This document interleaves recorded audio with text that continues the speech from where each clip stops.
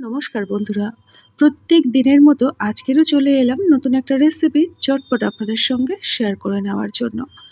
ডিম এবং বেগুন দিয়ে অবাক করা একটা রেসিপি আপনাদের সঙ্গে আজকের আমি শেয়ার করব। তো চলুন শুরু করা যাক। রেসিপিটি তৈরি করার জন্য দুটো বেগুন আর দুটো ডিম নিয়েছি। আমি এখানে কালো ধরনের বেগুনটা ব্যবহার করেছি। আপনাদের হাতের কাছে যদি সবুজ বেগুন থাকে সেটা দিয়েও করতে পারবেন, তাতেও কিন্তু খেতে খুব ভালো লাগে। এবারে বেগুনগুলোকে আমি ছোট ছোট করে কেটে নিচ্ছি। কাটার আগে পরিষ্কার করে গাটা ধুয়ে নিয়েছিলাম। এখন ভালো করে দেখুন, এইরকম সাইজ করে কেটে নিতে হবে। এই রকমভাবে আমি কেটে নিলাম। এবারে যে কাজটা আমাদেরকে করতে হবে, বেগুনগুলোকে একটা পাত্রের মধ্যে তুলে নিচ্ছি। অনেকের আছে বেগুন খেলে অ্যালার্জি হয়, তো সেক্ষেত্রে আপনারা এই বেগুনের মধ্যে আমি দিয়ে দেব প্রয়োজন মতো জল, আর দিয়ে দেব 1 চামচ পরিমাণে লবণ, অল্প একটু হলুদ গুঁড়ো। অ্যালার্জির সমস্যা যেটা, এইভাবে যদি আপনারা বেগুন রান্না করেন অনেকটা সেই সমস্যাটা কমে যায়। এবারে এটাকে সরিয়ে রেখে আমি একটা পাত্র নিয়েছি, তার মধ্যে দুটো ডিম ভেঙে দিয়ে দেব। আজকের রেসিপিটি ডিম ভেঙে তৈরি করতে হবে। ডিম এবং বেগুন আপনারা অনেক রকমভাবেই বানিয়েছেন, তবে এই পদ্ধতিতে একবার হলেও বানিয়ে দেখুন, স্বাদ মুখে লেগে থাকবে। পরিমাণ মতো লবণ আর হলুদ আর অল্প একটু ধনেপাতা দিয়ে ডিমটাকে খুব ভালো করে ফাটিয়ে নিলাম। এটাকে সাইড করে দেব। এবারে কড়াইয়ে আমি বসিয়ে দিয়েছি গ্যাসের উনানে, দিয়ে দিলাম প্রয়োজন মতো রিফাইন তেল। তেলটাকে ভালো করে গরম করে দিয়ে দেব 7 থেকে 8টা রসুন লম্বা লম্বা করে কুচিয়ে নেওয়া। রসুনটা কয়েক সেকেন্ড ভাজবো যাতে করে কাঁচা গন্ধটা কেটে যায়। তারপরেই আমি এখানে দিয়ে দেব একটা মিডিয়াম সাইজের পেঁয়াজ ছোট্ট ছোট্ট করে কুচিয়ে নেওয়া, একটা মিডিয়াম সাইজের টমেটো, সেটাও ছোট করে কেটে নিয়েছি। এবারে একই সাথে সমস্ত কিছু তেলের মধ্যে ভেজে নেব যতক্ষণ না টমেটো নরম হয়ে যাচ্ছে। এখন আমি দিয়ে দিলাম অল্প একটু লবণ যাতে করে টমেটোটা খুব সুন্দরভাবে নরম হয়ে যায়। আর দিয়ে দিলাম 1 মুঠো পরিমাণে কড়াইশুঁটি। কড়াইশুঁটি সম্পূর্ণই অপশনাল। গরমের সময় দেখবেন কড়াইশুঁটি আমরা ঠিকমতো পাই না, সেক্ষেত্রে নাও দিতে পারেন। যতক্ষণে ওগুলো সেদ্ধ হচ্ছে তার মধ্যে দেখুন এই বেগুনটা আমি কিছুক্ষণ ডুবিয়ে রাখার জন্য অনেকটাই নরম হয়ে গেছে। এবার এগুলোকে আমি একটা ঝুড়ির মধ্যে ভালো করে জল ঝরিয়ে নিলাম। এদিকে আমি কড়াইতে কিছুটা পরিমাণে রিফাইন তেল গরম হতে দিয়ে দিয়েছিলাম। দেখুন, তেলটাকে হাই হিটে প্রথমে গরম করে নিতে হবে, তারপরে বেগুনগুলোকে লালচে করে ভেজে নেব। একদম নরম করে ভাজবো না, তবে গায়ে একটু কালার ধরিয়ে ভেজে নিলে বেগুন ভাজার টেস্টটা কিন্তু খুব ভালো আসে। তেলের মধ্যে কয়েক সেকেন্ড নাড়াচাড়া করে দিয়ে দেবো অল্প একটু হলুদের গুঁড়ো, অল্প একটু লাল লঙ্কার গুঁড়ো। যেহেতু লবণ জলে ডুবিয়ে রেখেছিলাম তাই এক্সট্রা করে আর কোনো রকম লবণ ব্যবহার করলাম না। কিছুক্ষণ নাড়িয়ে চাড়িয়ে জোরে আঁচেই আমি ভেজে নেব। দেখুন, এই রকম করে ভেজে নিতে হবে। একটু গোটা গোটা থাকবে, তবে ভিতরটা কিন্তু নরম হয়ে গেছে। দেখুন, এবারে সমস্ত বেগুনগুলোকে আলাদা একটা পাত্রে তুলে নেব।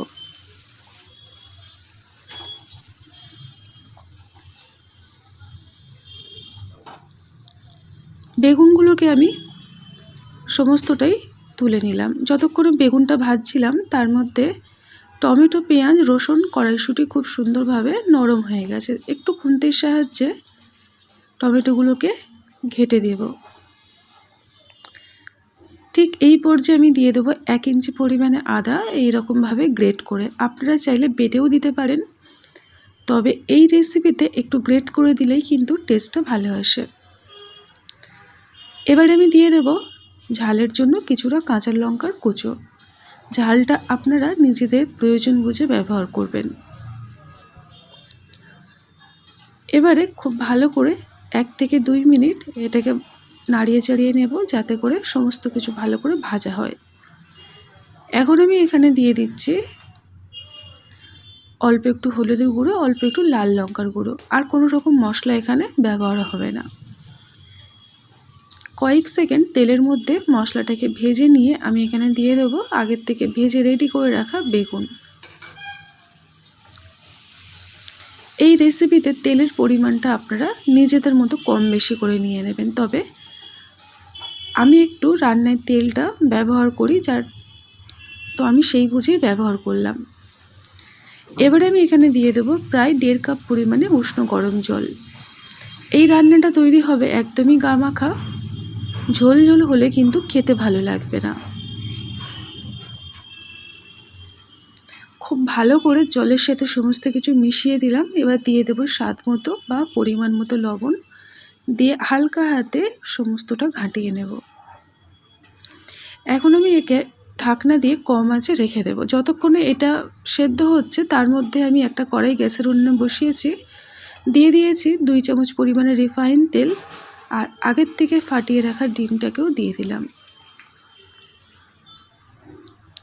এখন আমি কয়েক সেকেন্ড ঢাকনা দিয়ে রাখলাম। তারপরেই ঢাকনাটাকে খুলে ডিমটাকে হালকা হাতে উল্টে দেব। এই রেসিপিতে ডিমটাকে ঠিক কী রকমভাবে ব্যবহার করব একটু ভালো করে লক্ষ্য করুন।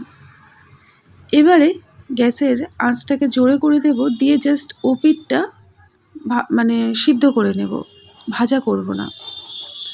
এখন এই খুন্তির সাহায্যে দেখুন বড় বড় টুকরো করে নিলাম। একদম ঝুরো ঝুরো করবেন না, তাতে খেতে ভালো লাগবে না। একটু বড় বড় হলে বেগুনের সাথে ডিমগুলো মুখে পড়ে খেতে খুব ভালো লাগবে। ডিমগুলো দেখুন আমি এই রকমভাবে ভেজে রেডি করে নিলাম। যতক্ষণে ডিমটা ভাজা করছিলাম তার মধ্যে দেখুন বেগুনটাও খুব সুন্দরভাবে সুসেদ্ধ হয়ে গেছে। এবারে ঢাকনাটাকে খুলে হালকা হাতে বেগুনগুলোকে একটু নাড়িয়ে দেব। খুব বেশি ঘাঁটাবো না, তাহলে কিন্তু ঘেটে যাবে, রেসিপিটা খেতে অতটাও ভালো লাগবে না। এবারে আগের থেকে ভেজে রাখা ডিমটাকে আমি বেগুনের সাথে অ্যাড করলাম। এই রকমই ডিম এবং বেগুনের রেসিপি, আরও নানা ধরনের রেসিপি আপনারা কিন্তু আমার চ্যানেলে পেয়ে যাবেন। যদি মনে করেন দেখতে চান, একবার ভিজিট করে নিতে পারেন। ভালো লাগলে চ্যানেলটিকে সাবস্ক্রাইব করে সাথে থাকবেন। মোটামুটি 3 থেকে 4 মিনিট কম আঁচে ফুটিয়ে নেব। এই রান্নাটা একটু কম আঁচে ভাপিয়ে রান্না করলে, দমে রান্না করলে তার টেস্টটা দারুণ আসে। এবারে ঢাকনাটা খুলে সবার শেষে আমি কিছুটা পরিমাণে একদম তাজা ধনেপাতা কুচো দিয়ে দিলাম।